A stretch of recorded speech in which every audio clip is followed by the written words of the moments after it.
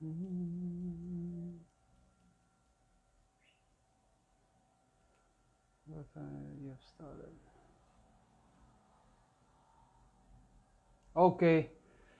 selamat sore semuanya, selamat hari Sabtu yang ceria ini. Walaupun kalian gak bisa pergi jauh-jauh bertemu sama kawan atau saudara karena kita masih pagebluk COVID, tapi hari ini kita akan mendengarkan nasihat, mungkin sekaligus hiburan dari Pak Jaya Suprana, dari sahabat kita, dari guru kita, kawan kita yang sebentar lagi akan hadir. Tapi sebelum kita mulai, aku boleh minta tolong respon dari kawan-kawan, apakah suaraku dan gambarku terdengar dengan jelas?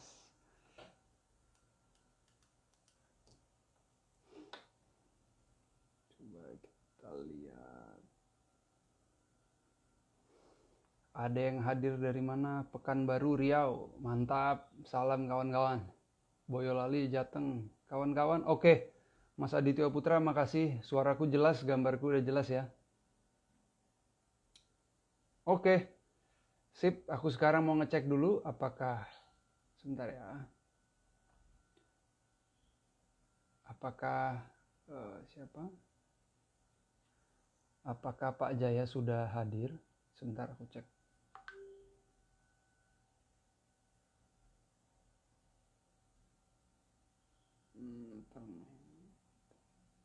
Oke. Oh, Muri sudah hadir. Oke. Bismillah. Karena di sini Pak Jaya kelihatannya sudah hadir. Sebelum beliau masuk, saya akan seperti biasa di acara Stand Up Cannabis Show, kita akan selalu membacakan berita sebagai pembuka sebelum kita memulai mengundang tamu kita yang terhormat untuk hadir. Berita hari ini itu cukup menarik. Yang aku mau bacakan adalah berita dari Maroko. Ada yang tahu kawan-kawan Maroko? Negara Maroko, negara yang ada di sebelah utara Afrika, berbatasan sangat dekat dengan benua Eropa. Berita ini kami kutip tanggal 25 Februari, beberapa 2 hari yang lalu, tahun 2021, dari Morocco World News, website. Judulnya terkonfirmasi. Ini sudah kami terjemahkan ke dalam bahasa Indonesia. Judulnya kurang lebih terkonfirmasi. Maroko akan melegalkan ganja minggu depan. Oke? Minggu depan, bukan tahun depan. Jadi next week. Berita yang sangat baik. Berita yang sangat membuat kita iri. Tapi ya, kita akan terus berjuang. Oke? Beritanya gini. Maroko telah mengajukan model yang didasari dengan pengadaan koperasi ganja dengan tujuan mendekriminalisasi produksi tanaman ganja. Hari ini tanggal 25, Dewan Kementerian Maroko mendiskusikan rancangan undang-undang atau RUU yang ditargetkan akan berujung pada legalisasi ganja dalam waktu yang sangat-sangat singkat. Juru bicara pemerintah menyebutkan bahwa Dewan akan menyetujui RUU tersebut minggu depan, sekaligus mengonfirmasi bahwa Maroko sungguh akan melegalisasi ganja. Detail dari RUU tersebut telah dibocorkan, meski keputusan resminya belum diambil. Media Maroko, Morocco Today namanya, telah mempublikasikan beberapa detail langkah yang nantinya akan diambil. Disebutkan bahwa RUU dibuat bertujuan untuk membangun industri pemanfaatan ganja secara legal dengan mengorganisasikan koperasi petani untuk khusus para petani-petani ganja yang sebagai gantinya akan menjual hasil panennya ke perusahaan yang akan memprosesnya, baik perusahaan lokal maupun perusahaan internasional. RUU tersebut juga menunjukkan skala industri ganja yang ditargetkan Maroko. Pemerintah meyakini industrinya akan 2 kali lebih tinggi dibanding yang telah diperkirakan oleh kantor berita Inggris BBC yang mengidentifikasi pasar ganja di Maroko senilai 8 miliar dolar atau 114 triliun rupiah. 114 triliun rupiah. Seberapa itu ya? Legislasi rancangan mengestimasi keuntungan dari peredaran gelap ganja di Maroko mencapai 200. Sedangkan pemerintah Maroko itu menilai perdagangan gelap ganja di Maroko mencapai 215 triliun. Lebih tinggi dibandingkan nilai pasar yang diprediksi oleh kantor berita Inggris. Keuntungan tersebut, keuntungan dari pasar gelap tadi, utamanya bermuara menjadi pundi-pundi kelompok kriminal terorganisir dan penyelundup narkotik. Dengan status ilegal, ganja yang ada sekarang pendapatan petani hanya 7 triliun rupiah. Sementara penyelundup narkotika bisa mencapai 207 triliun. Nah, detail mengenai rancangan undang-undang. Maroko nampaknya berintensi untuk menciptakan model baru berdasarkan pada koperasi petani, sambil mengontrol ketat hasil panennya. Pemerintah menyoroti keterpurukan dari ribuan petani ganja yang dibatasi ilegalitasnya, sehingga itulah yang membuat para pembuat kebijakan termotivasi. Meski demikian, RUU tersebut tidak mengincar perizinan produksi ganja di keseluruhan wilayah Maroko. Hanya 6 daerah di Pegunungan Rif, itu pegunungan di daerah Maroko Utara, yang kini memiliki status khusus diperbolehkan secara legal memproduksi ganja. Menurut bocoran yang ada, pasal 7 dalam RUU tersebut menyebutkan Maroko akan mensyaratkan petani ganja untuk memiliki izin resmi dan harus berstatuskan warga negara Maroko berusia legal, serta tinggal di daerah penghasil ganja tradisional di Maroko. RUU tersebut juga mengajukan Badan Nasional yang bertugas untuk memonitor perdagangan ganja legal, yaitu pasal 15 dan 16, secara khusus menjelaskan mengenai regulasi pasar yang sangat ketat dengan standar spesifik untuk memastikan keamanan penyimpanan dan pemrosesan dari hasil panen ganja. Gitu. National Agency for the Regulation of Indian Hemp Activities atau Badan Nasional yang mengatur produksi dari aktivitas dari industri kanabis ini akan mengawasi dan mengatur perdagangan ganja di Maroko sesuai pasal 31 dalam bocoran RUU tersebut. Produksi ganja ini akan difokuskan untuk penggunaan medis, farmasi, dan industri, dan hanya akan mengizinkan perusahaan yang terintegrasi di Maroko untuk mengajukan izin pemasaran, izin ekspor, ataupun impornya. Masih banyak ketidakpastian dalam RUU yang akan disetujui minggu depan ini, tetapi kantor berita Maroko atau Morocco World News akan terus menyampaikan perkembangan dari pemberitaan yang terkait. Itu berita yang cuplikan berita awal yang nanti akan aku jadikan panduan untuk berdiskusi dengan Pak Jaya. Kalau gitu sekarang mari kita undang tamu kita yang sangat spesial.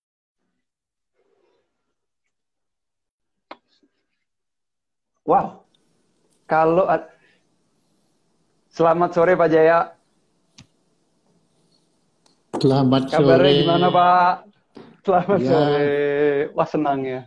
ini ya saya baru ketar-ketir ini acara Anda ini nanti ditangkap sama polisi enggak loh? Orang masa ngobrol ditangkap sejak kapan Pak? Loh, ngobrolnya soal apa? Ngobrolnya soal barang terlarang kok diobrolin gimana? Dulu saya jadi inget Pak Jaya, waktu 2 tahun atau 3 tahun lalu kita ketemu Bapak ngundang saya di Jaya Suprana Show. Oke. Itu kenapa sampai nggak muncul Pak videonya? Jangan-jangan karena ketakutan yang sama. Oh iya? Masa kok nggak muncul?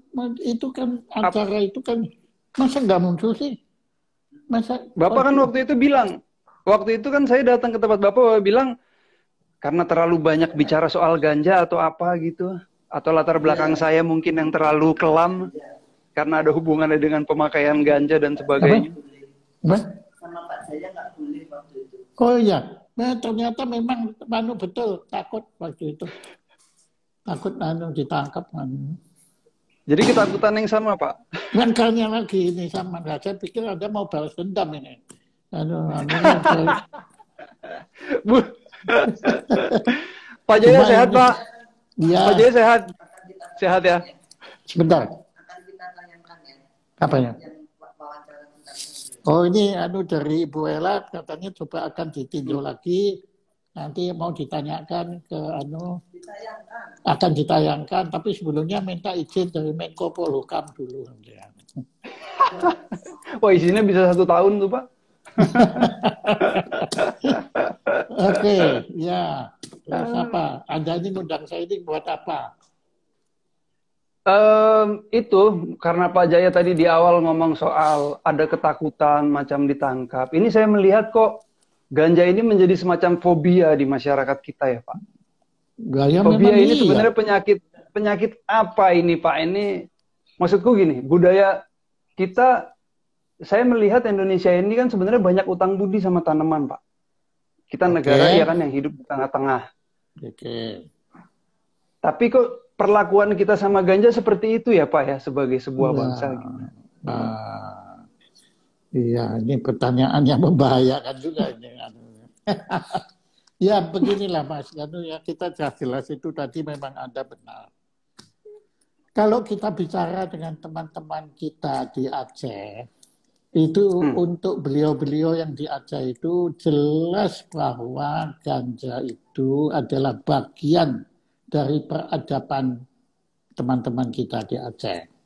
Karena memang ganja itu menjadi bagian melekat pada kuliner maupun pada pengobatan tradisional. Jadi sebenarnya ini adalah masalah ketidakpahaman mengenai makna dari ganja itu sendiri. Yang sebetulnya sama seperti riwayat dari tembakau.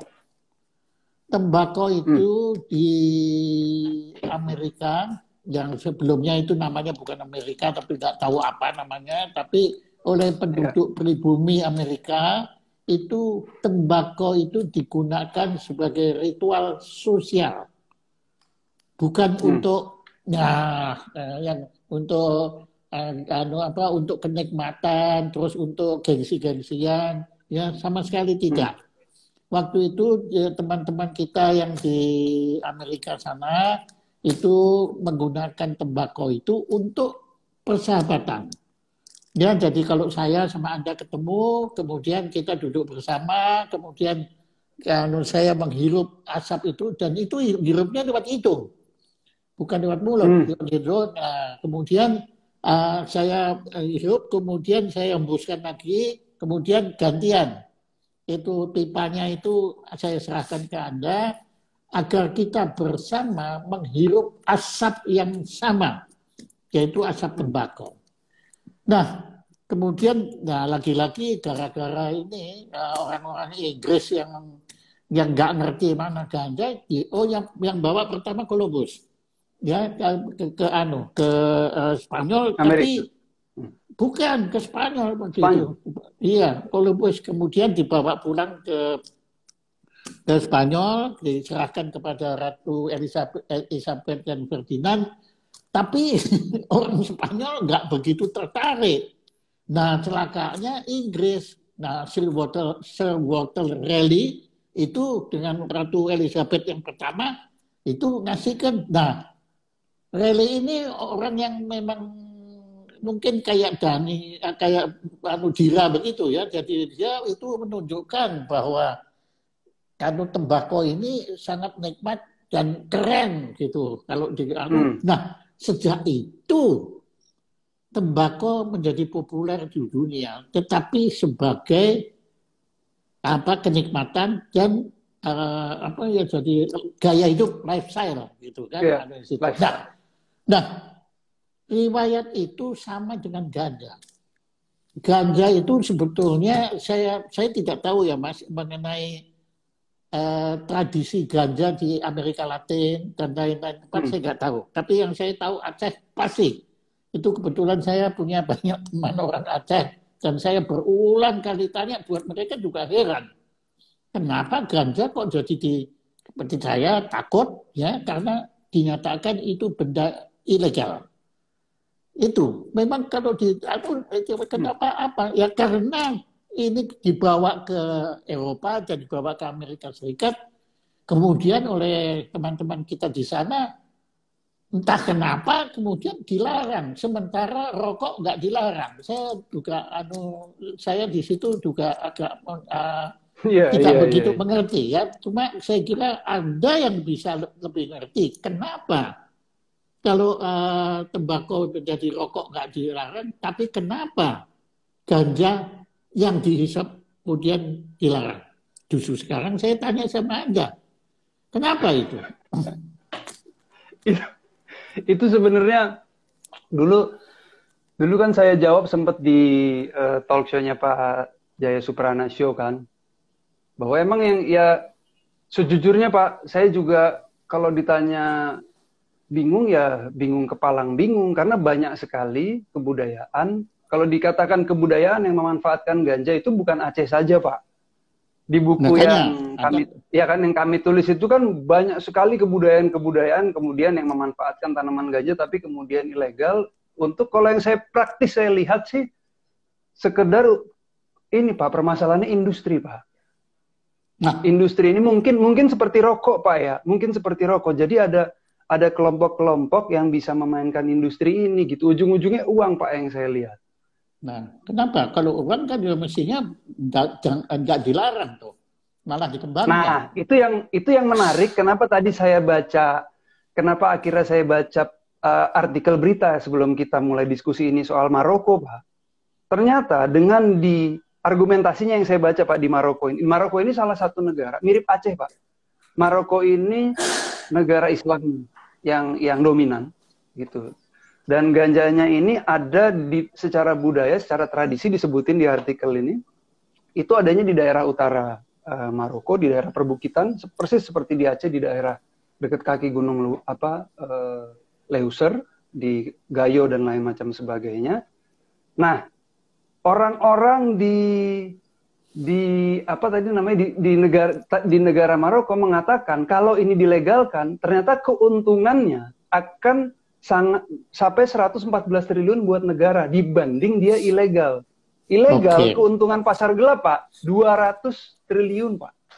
Nah, jadi sebenarnya itu kan mungkin itu bisa menjadi jawaban yang singkat ya. Kenapa dia diilegalkan, Pak? Anda sebetulnya Anda tidak menjawab pertanyaan saya, tapi Anda itu menjawab harapan Anda supaya ganja ini jangan dilarang sebetulnya. Ya, karena sangat sulit, Pak. Artinya sangat sulit untuk mengatakan alasan sesungguhnya di balik ilegalisasi ini karena akan cenderung konspirasi jawaban-jawabannya, Pak. Iya, karena jadi jawaban Anda menjadi paradoks. Ya, karena bukan jawaban yang tadi, jawaban Anda tepat sekali. Maka saya harapkan bahwa tadi sabda Anda maupun berita sebelumnya, tetapi menurut saya sabda Anda lebih keren tadi, itu didengar oleh pemerintah, terutama Menko yang mengurusin ekonomi dan keuangan. Ini saya yakin kalau Maroko juga bisa mempertimbangkan profit kalau ini diresmikan, ya Indonesia bukannya sama, mungkin kita lebih dahsyat. Ya karena saya nggak tahu ya, tapi menurut saya mungkin ya itu Aceh itu lebih lama, lebih dahulu. Itu Aceh itu lebih dulu menggunakan ganja ini sebagai bagian kuliner. Mereka itu lebih dulu. Itu dugaan saya, hipotesa. Ya, tetapi Anda benar sekali. Apalagi di tengah ini nanti kita akan pasti menghadapi resesi, krisis bahkan, ya pasti itu sudah bisa diperhitungkan. Nah, sebetulnya ganja ini bisa menjadi jalan keluar untuk menambah potensi ekonomi kita. Jadi Anda betul, walaupun Anda tadi tidak menjawab pertanyaan saya, karena tadi Anda bilang karena bingung, ya, tetapi Anda menunjukkan ini penting. Ya, ini harus dipertimbangkan dari sisi ekonominya. Kalau mengenai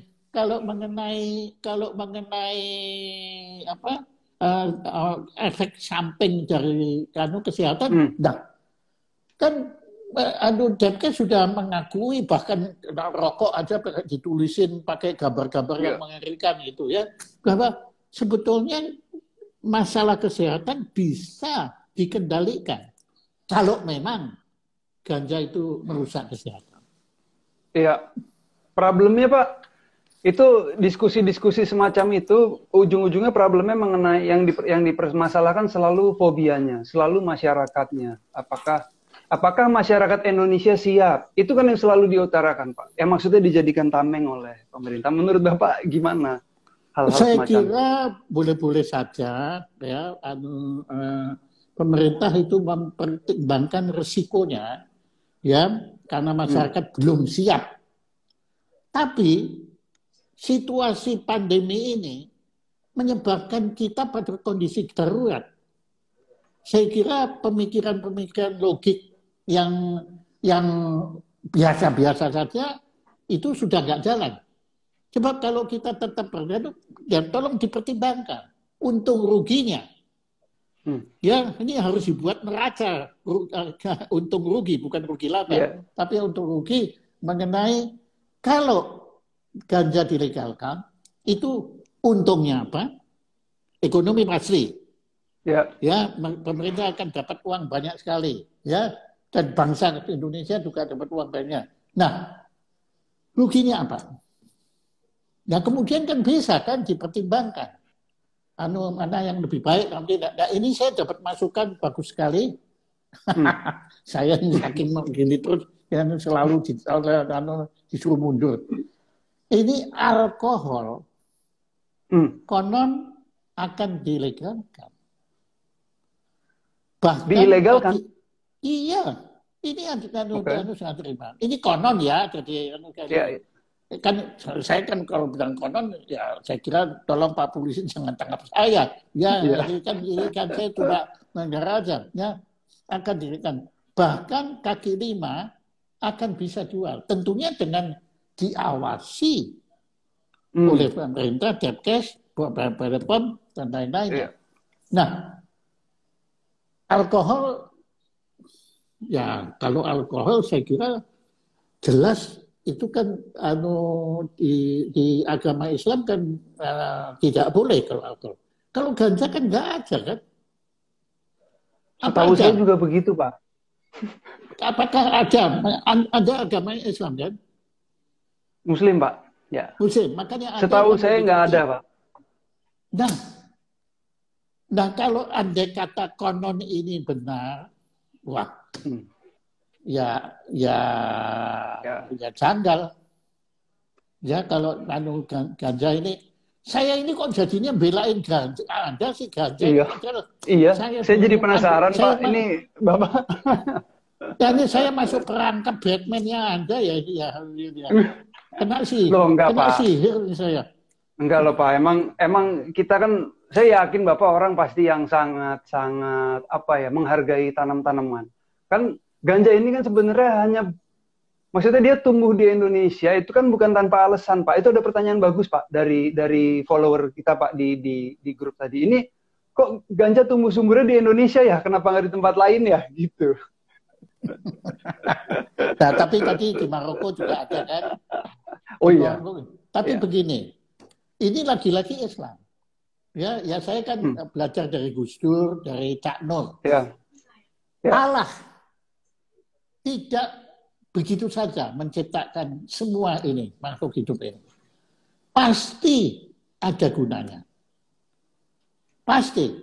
Nggak mungkin Allah menciptakan ini tidak ada gunanya tuh nggak mungkin. Ya, nah, maka sekarang ini memang harus dicari gunanya ganja itu apa.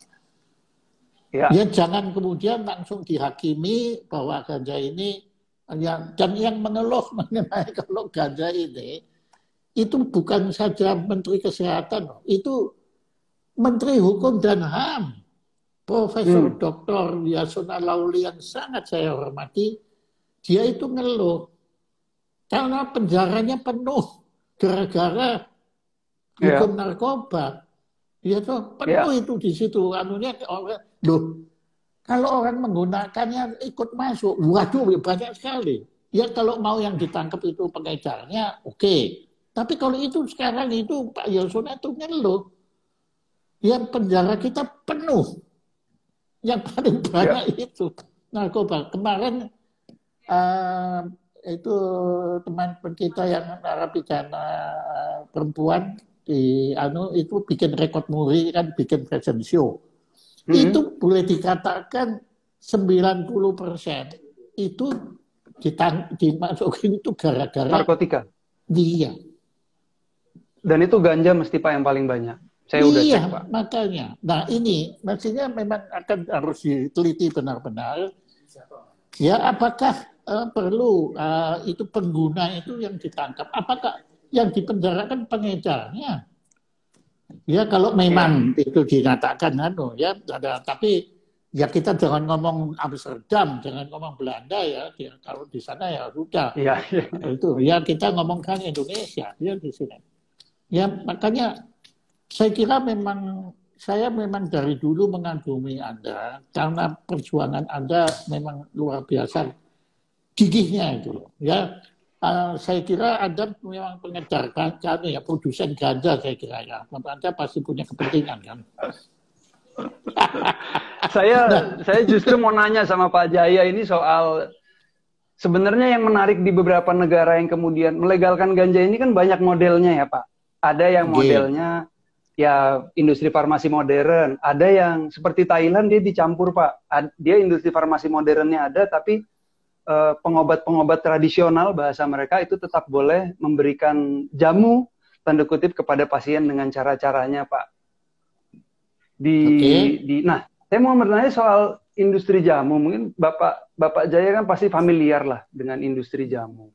Mungkin nggak Pak diarahkan ke sana Pak? Ini begini Pak, saya terus terang tinggal nunggu. Pada saat ini nggak mungkin.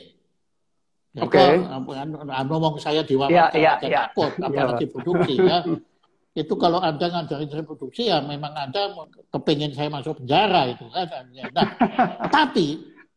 tapi kalau perjuangan Anda berhasil, kemudian pemerintah mempertimbangkan membebaskan ganja ini dari kriminal, pabrik saya adalah yang pertama akan bikin. Akan bikin kita.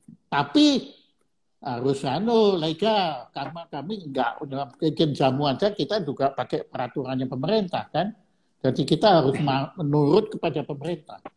Maka memang sekarang ini kalau teman-teman kita yang pemerhati kanabis ini itu fokus Anda memang lobbying dengan pemerintah.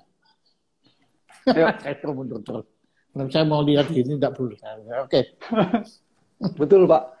Ya betul Pak. Jadi sebetulnya Anda nggak perlu wawancara saya, mau Anda yang sudah tahu sikap saya terhadap itu gimana ya. Anda ini sebetulnya undang wakil dari pemerintah untuk membahas ini.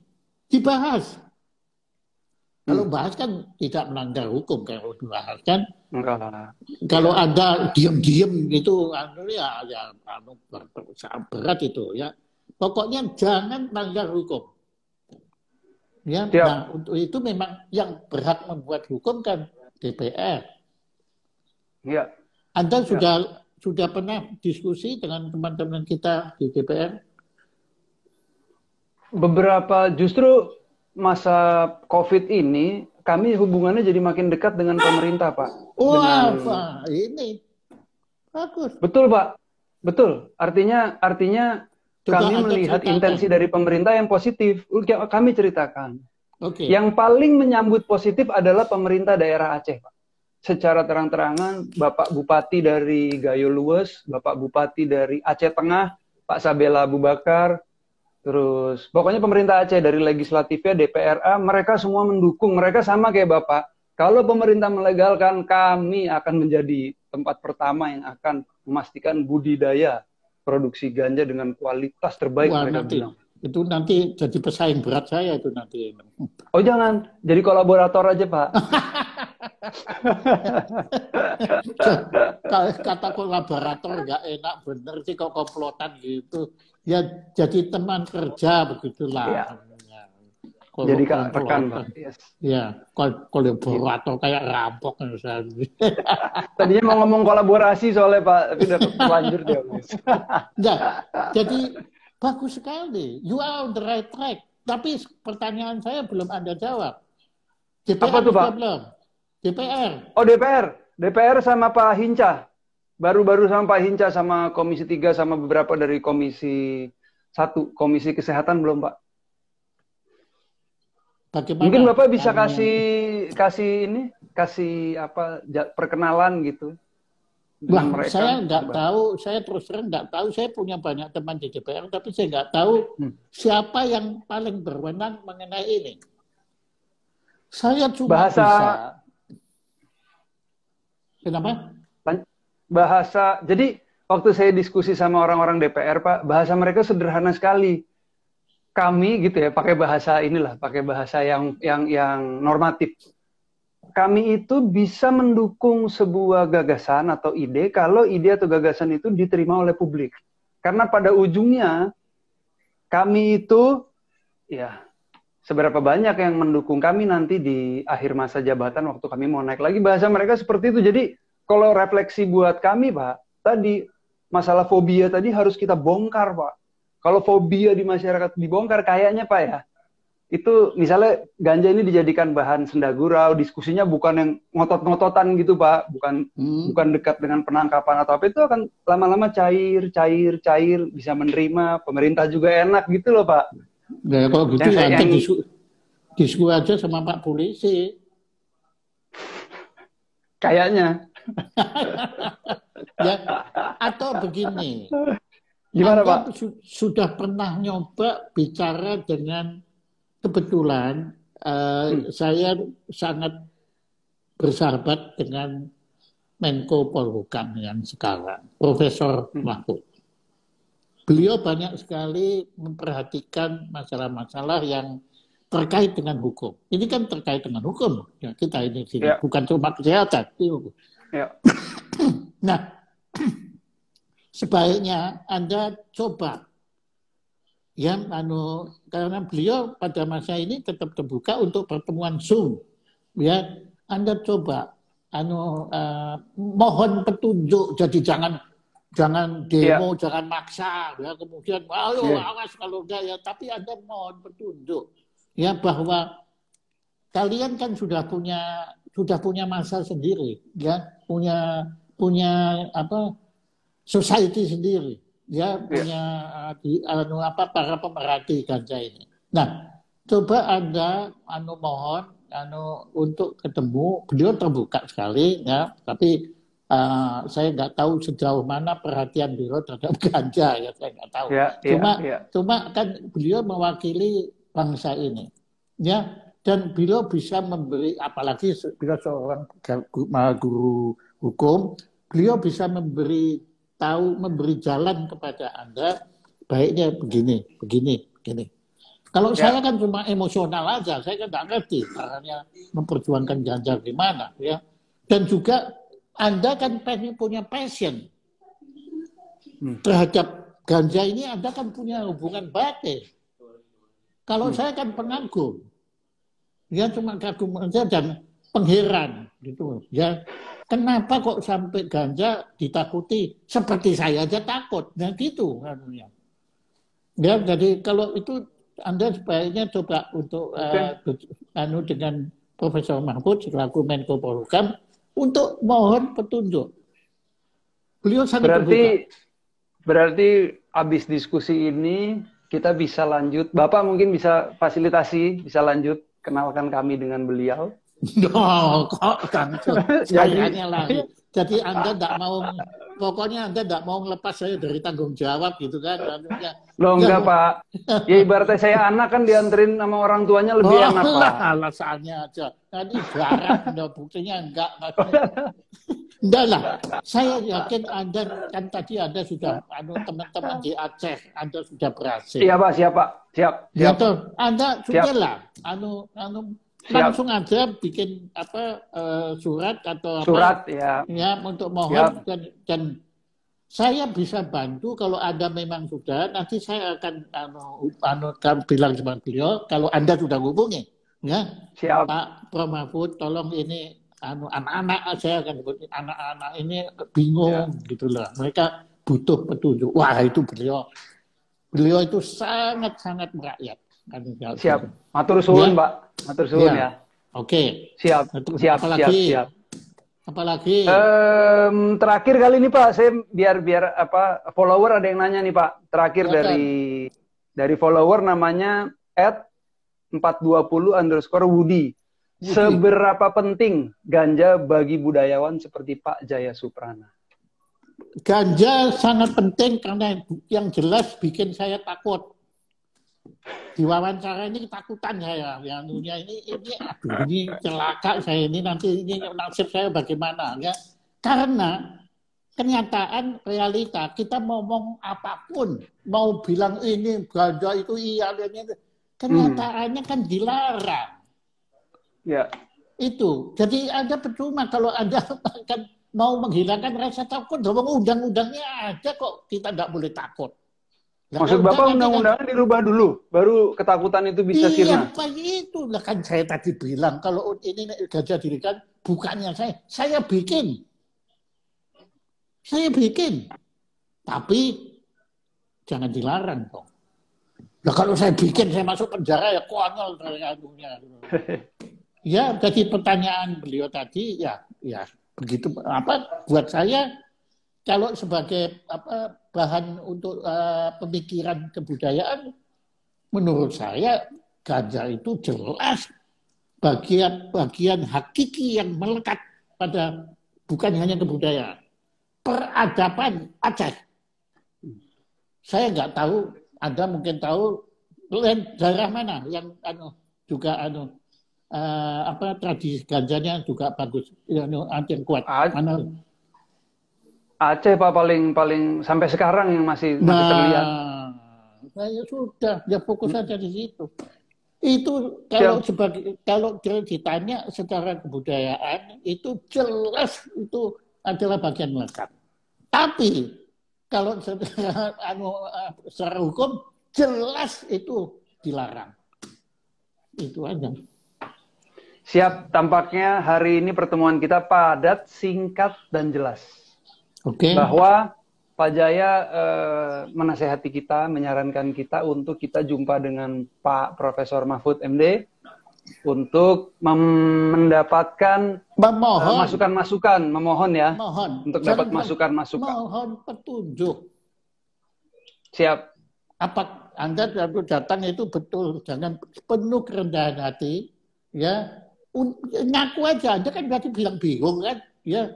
Pak kita iya, ini Pak, dengan teman-teman semua ini ya tentunya dan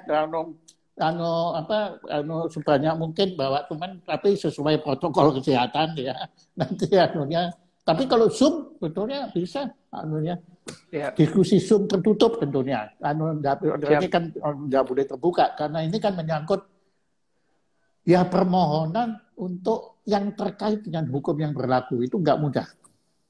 Itu nggak mudah ya atau mudah-mudah sulit-sulit mudah ya karena tergantung mau atau tidak ya.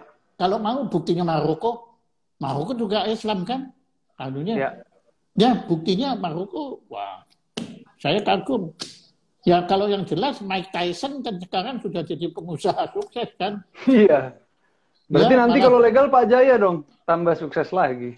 Nah, mungkin Pak Jaya yang pertama kali produksi. Bersaing sama Mike Tyson nanti. Atau nanti Mike Tyson saya jadikan promosinya sekalian aja. Iyalah, betul. Beres ya, Pak. Kemudian bagi hasil. Kemudian. Oke, nah Mike Tyson kan sekarang jualan ganjanya dari mana? Dia dapat dari mana itu? Dari Amerika Latin? Enggak, di Amerika Serikat. Sudah ada ya? Sendiri. Ya. Wah, hebat ya. Nah, waduh. Ini ya, kalau saya bicara sebagai ekonom, ini bagus sekali. Karena contohnya sudah ada Maroko kan? Iya. Dan Amerika Serikat diam-diam itu. Mereka sudah ke depan itu. Terang-terangan, Pak. Nggak diam-diam itu, Pak. Terang-terangan. Loh, enggak, maksud saya diam-diam dia sudah start. Oh iya, dulu betul. Kan? Kita kan ditinggal, kan nggak ada, beritnya kan nggak ada, tahu-tahu dulu kan ya karena mereka memang melihat itu pasti mereka melihat potensi ekonomi. Kalau potensi ekonomi tidak bisa dibantah sama seperti sekarang kondisi hukum nggak bisa dibantah, dilarang kan anunya. Tapi kalau ekonomi itu sangat menguntungkan negara.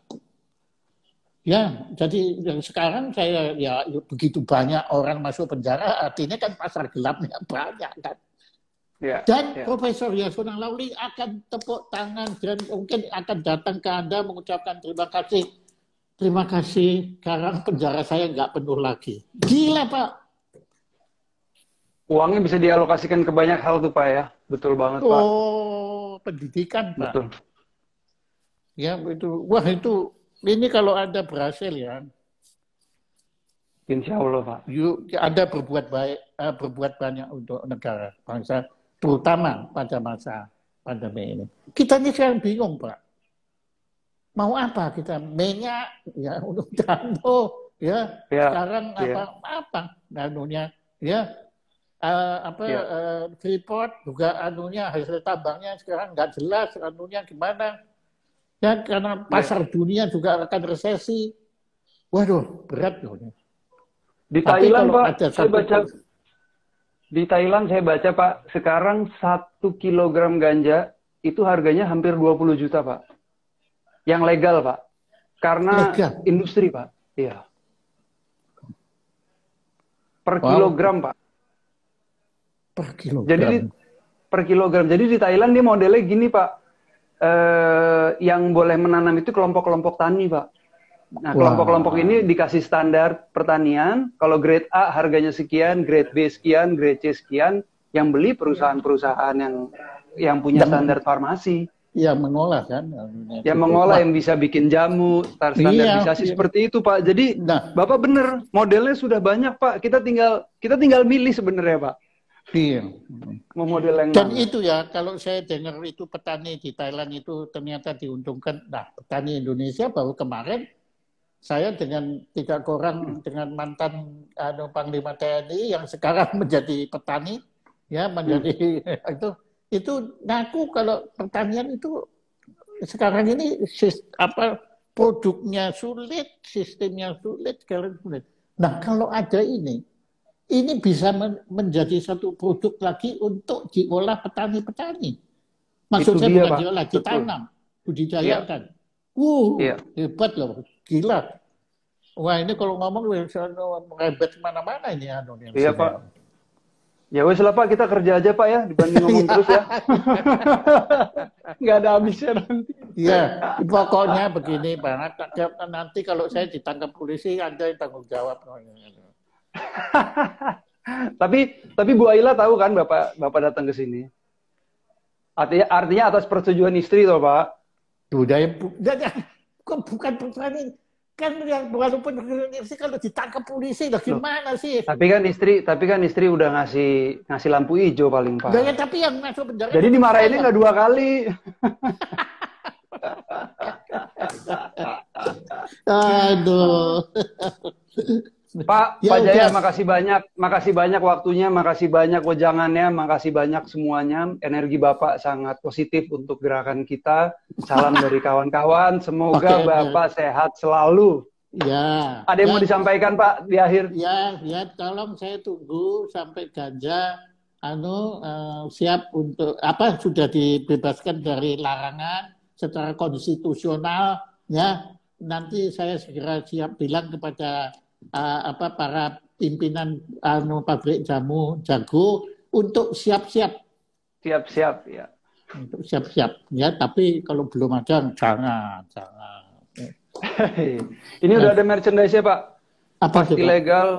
Pasti legal pada waktunya. Wow.